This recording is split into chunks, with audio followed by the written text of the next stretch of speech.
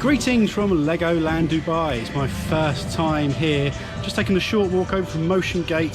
Had a 2-park 1-day ticket today, so it was only £10 more. So I figured, why not pop over and spend a couple of hours at Legoland? So join me as I experience this park for the first time.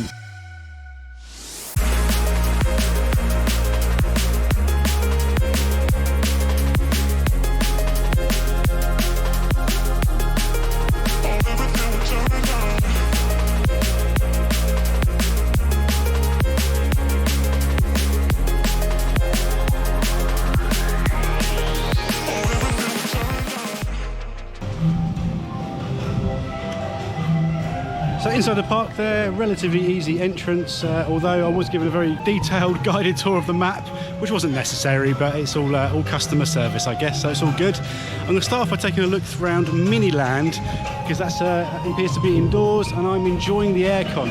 Also really appreciating this nice shaded entrance area here. Nice to get out of the sun for a bit.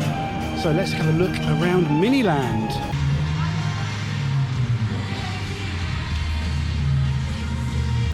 I could honestly jump straight into that water right now.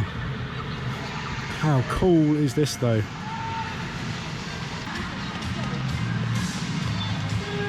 And over here we have the Burj Khalifa. Almost as tall as the real thing. In fact, I wonder if that's the tallest Lego building. It would certainly make sense, wouldn't it?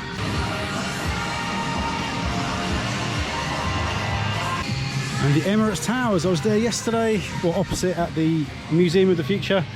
There's no Museum of the Future here though. I'd imagine that's a slightly more complex build. How awesome is the metro line though? That's so cool.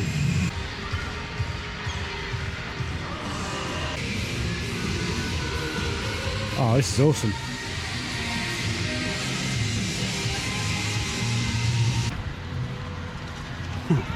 Lego camels. And for some reason, there are some Transformers looking down on there. Optimus Prime and Bumblebee, just keeping an eye on things, making sure it doesn't get out of control. I guess there is potential that one of these camels could be a Decepticon. Have you flown Brick Air?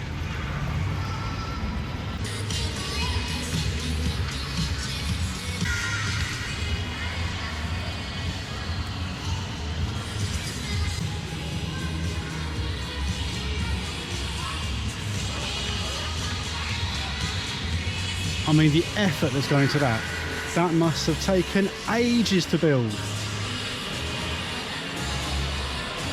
So it's quite cool how they've laid this out. You come in through the entrance and straight into this indoor Lego city area, or mini city, and then you have doors all around which let you out into different parts of the park. So it's quite a cool idea. So I'm going to go into Kingdoms first, see if the Dragon Coaster's operating. The woman at entrance suggested it may not run because it's too hot, but we'll see. Oh! Well, the Dragon Coaster looks very closed. It also looks very small, so I'm not too worried about that. It's hardly the same as the one at Legoland Windsor. That is very much a child's coaster. And I'll tell you why that's a child's coaster, because that one's Dragon's Apprentice. The actual dragon is up ahead of me. It does also look very closed though. We are in the middle point of the day here. It's just gone 3 o'clock. Probably the highest temperatures we'll get today. Noticeably everything has got a lot quieter. Not that it's been super busy. That actually looks pretty good fun, that layout. It also doesn't look like it's operating at all. So we'll go and have a look, but I'm not expecting to get on that. Well, well, well.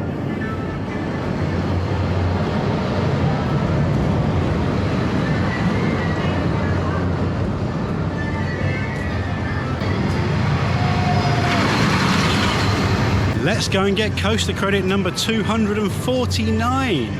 So it's so hot in Dubai that they even build castles indoors.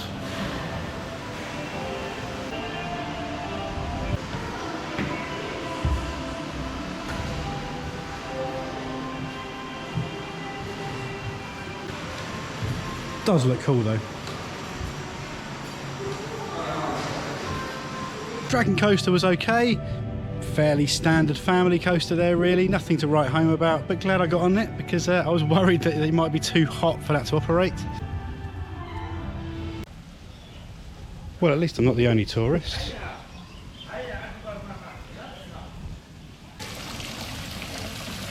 So I found myself in Lego City now. Again, the theming's all fine, but there's very little open. It's also very, very quiet. So obviously being a Legoland park, this is much more aimed at children. So I'm not really the target audience. I'm not going to be going too harsh on my reviewing. Because actually, you know what? It is very well presented.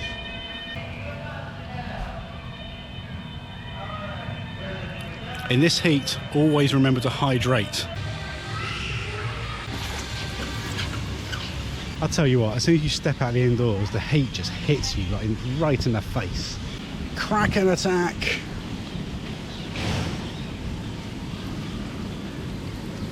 That crow does not care at all. Living life on the edge. Right, well I spy a ride that might be slightly wet. That sounds like a pretty bloody good idea. So let's go and enjoy wave racers. Oh, I hope so. Get me soaked. One of the surprises out here is that there aren't actually loads of water rides. Like, it's insanely hot. You wonder why you don't just have like tidal wave style rides out here, or absolutely insane rapids like Blueto's bilge rat barges or something, just to get you drenched.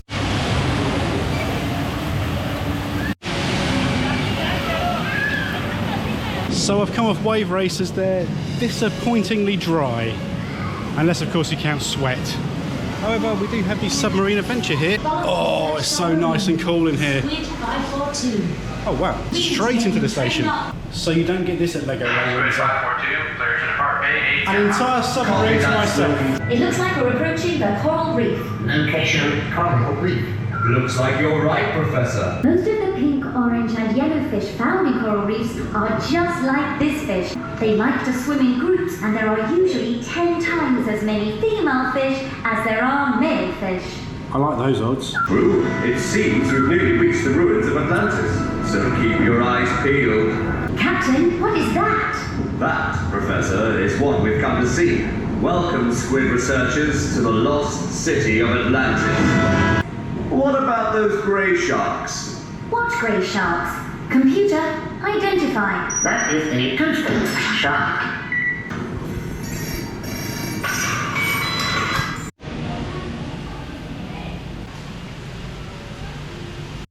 It's like being back home.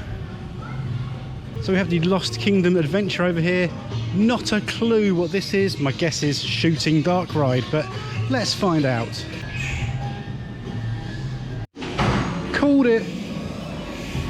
So I wasn't allowed to take my camera on there, and honestly I'm not that worried that you didn't get to see any of that, because that was dated and slow and pretty boring, if I'm honest. I mean, it's dual technology, and we're in an area of the world where they had so many high-level shooting dark rides. I mean, you compare that to Acme Factory over at Warner Brothers that I did the other day, and it's night and day. That was, yeah, not good at all. I feel bad saying that, because some of the Lego buildings and structures there were quite cool, but it's just meandering along a track, heavy gun, pointing at little light things. It's just, come on.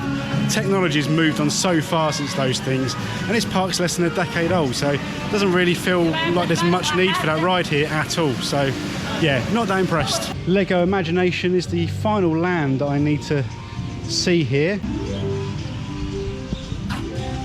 It is actually quite a small park. I mean, I think I've been here around an hour, and I've covered most stuff already. This is obviously much more of a children's based area by the looks of it, with a Duplo section. Let's have a look in this adventure area, or is this where I've just come from? I have no idea. If you'd like to explore more of the Emirates, then you should subscribe to Loop Theme Park Adventures. Ho ho ho ho. I'm such a knob.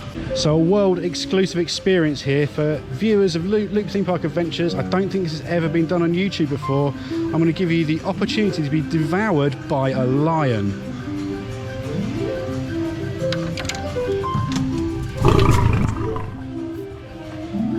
and you've been digested. So despite being an outdoor park, they have actually put a lot of shade in, which is really good to see. I imagine this would be brutal without all these colourful little umbrella type things up here.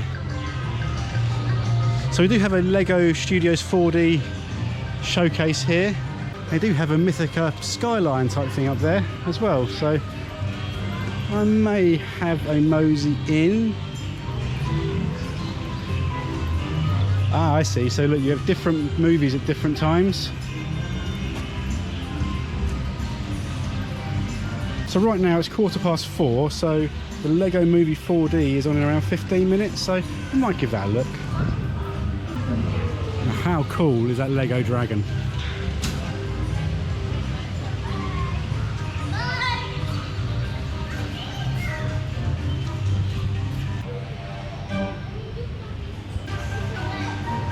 I mean, you'd think they'd be quite good in the air, wouldn't you? Wouldn't want to defend those from a set piece.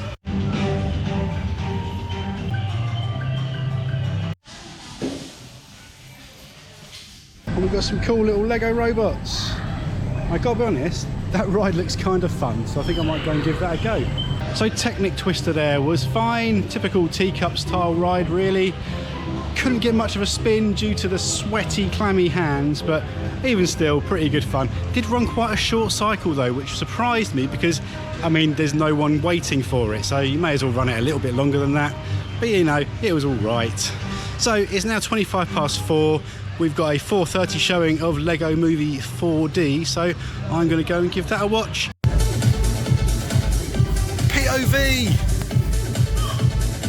Okay, so Lego Movie 4D was actually awesome. I really enjoyed that. It was full of meta, irreverent humour, which actually really amused me. I mean, it's a standard 4D theatre otherwise, but I thought it was done quite well.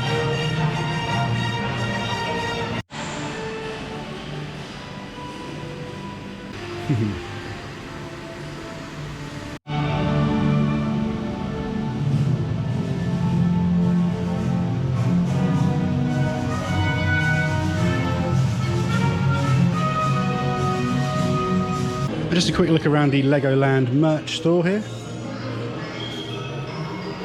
Obviously lots and lots and lots of Lego sets.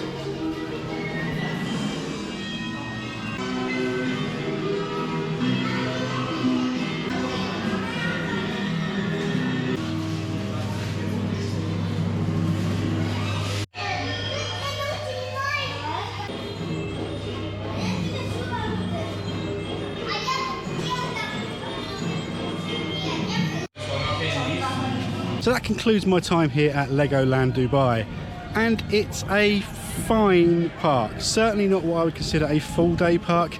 In fact, I did everything there in around 2 hours. So yeah, I'm not sure I'd want to pay and just come here for a day on its own.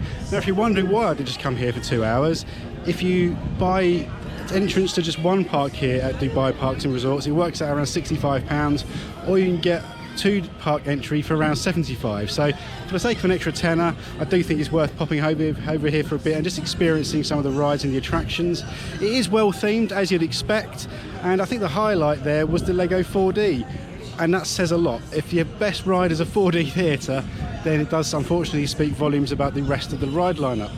That being said, for a family, there is a lot more to do. Obviously I'm more of a thrill seeker, so I'm looking for a bit more from a park, but you know what, I think it's fine. It's worth popping over for a few hours just to break your day up if you are here at Motion Gate. But for now, I'm going to call it a day. So thanks for watching. Click one of the links up here for more from the Exploring the Emirates series, and I'll catch you next time here on Loop Theme Park Adventures.